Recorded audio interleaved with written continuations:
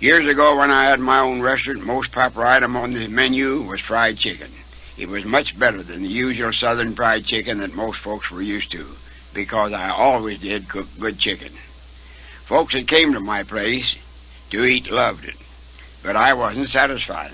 Well, sir, one day I was cooking chicken for some folks going on a boat ride, and I decided to try a little change in my chicken recipe to see what they'd think.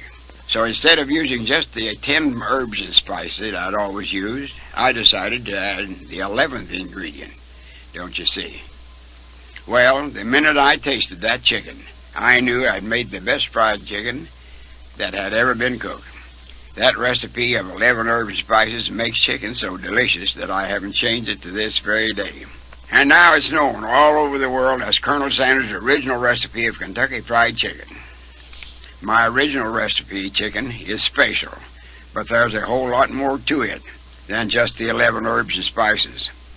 So you just sit a spell and let me tell you why it's so much better than what those other folks sell. To begin with, I'm particular about the kind of chicken I use. They have to be government-inspected, grade A broiler fryers, and they have to be fresh. And then, even though those fellows at the government do good work, each chicken is inspected again, piece by piece, right there in the Kentucky Fried Chicken store. When the inspections are done and the raw chicken is ready to be cooked, it's dipped in a mixture of milk and egg. Now I use a milk and egg dip because it adds to the flavor of the cooked chicken, don't you see, and gives the chicken a nice golden brown color. And then, too, when you dip the chicken in milk and egg, it makes the raw chicken sticky, so the breading will have something besides skin to stick to.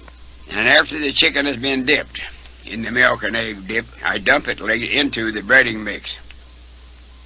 Now, this breading mix is not just flour. It's my special seasoned breading.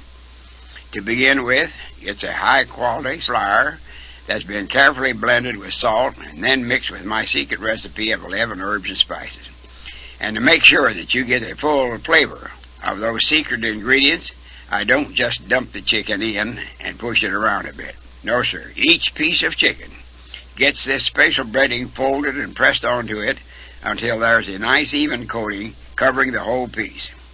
Then I gently tap the pieces of chicken a time or two to shake off the loose breading and set them on a tray till I finish with the other pieces. Now, as soon as I get enough chicken breaded, it's got to be cooked.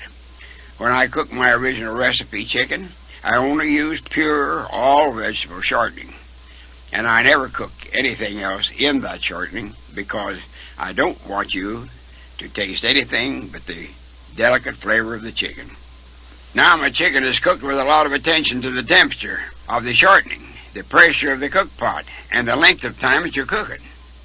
All of these things are important because the pressure keeps the chicken juicy, sealing in all the natural goodness, and the right temperature keeps it from getting greasy or dry. And watching the time makes sure that it's done just right. Well, there you have it, the secret to Colonel Sanders' original recipe of Kentucky Fried Chicken.